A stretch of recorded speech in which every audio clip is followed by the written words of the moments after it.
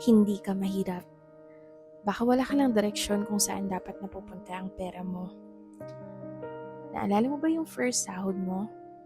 Parang feeling mo, deserve mo nang bilhin lahat ng mga bagay na hindi mo nabili noon.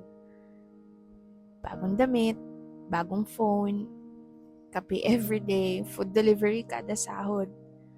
And honestly, walang masama dun. Pinaghirapan mo yan, reward mo yan sa sarili mo. Pero minsan, sobrang focus tayo sa pagpapasaya ng present self natin na nakakalimutan na natin yung future self.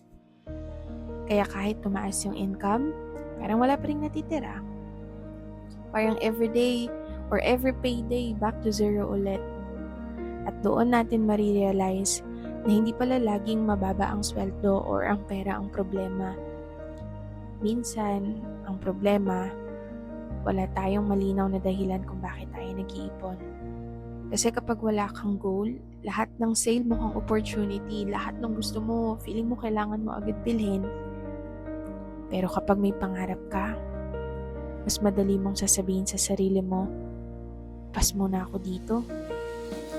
Hindi dahil wala kang pambili, kundi dahil may mas importante kang pinaglalaanan. Yung 300 pesos na gastos mo ngayon, pwede maging bahagi ng down payment ng bahay mo balang araw.